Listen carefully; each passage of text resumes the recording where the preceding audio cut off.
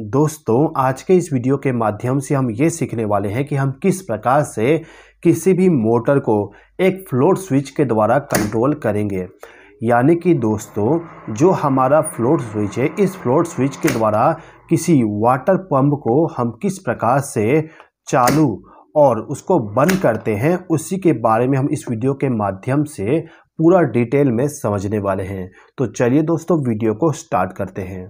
दोस्तों, आपके घर में छत के ऊपर रखा हुआ जो पानी का टैंकी होता है, उस पानी के टैंकी को भरने के लिए आप वाटर पंप का इस्तेमाल करते हो। यानी कि वाटर पंप को हमें बार बार चालू बंद करना पड़ता है। लेकिन यदि आप वहाँ पे आपके पानी की टैंक में इस टाइप के फ्लोट स्विच को लगा दोगे, तो उस समय आपका जो वाटर पंप है वो ऑटोमेटिकली चालू और बंद हो जाएगा। यानी कि पानी के लेवल कम होते ही पंप आपका चालू हो जाएगा और पानी का लेवल फुल होते ही पंप ऑटोमेटिकली ऑफ हो जाएगा। ठीक है दोस्तों, तो ये जो मेरे पास में फ्लोट स्विच है, इस फ्लोट स्विच को टेंस कंपनी के द्वारा बनाया गया है। और इस फ्लोट स्विच का यदि आप वायर देखते हो तो आपको टोटल 3 वायर मिलेगा।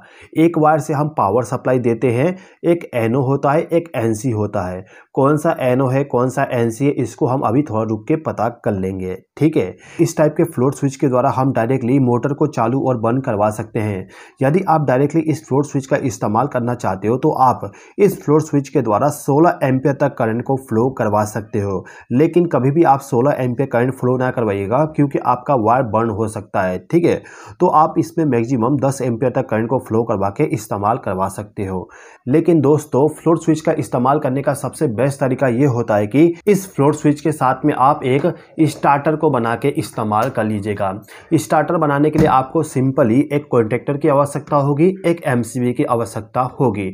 अब किस प्रकार से इसका इस्तेमाल करके हम पूरा फ्लोट स्विच का कनेक्शन करेंगे, चलिए समझ लेते हैं। तो इस फ्लोट स्विच के द्वारा किसी पंप को चालू और बंद करने के लिए मैं जो स्टार्टर बना रहा हूँ, इस स्टार्टर में आप देख सकते हो यहाँ पे मेरे पास में एक 10 एम्पियर का एक एमसीबी है।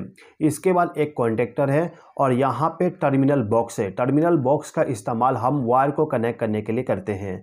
उसके बाद जब हमारा पंप ऑन होगा तो उस समय हमें इंडिकेशन चाहिए, तो उसके लिए मैं एक ऑन इंडिकेशन लैंप का इस्तेमाल कर रहा हूँ। ठीक है, अब यहाँ पे कनेक्शन करने के लिए सबसे पहले तो आप क्या करिएगा कि जो आपका फ्लोट स्विच है, इस फ्लोट स्विच का जो तीनों वायर है, इन तीनों वायर को लाके आपको इस टर्मिनल बॉक्स में कनेक्ट करना होता है।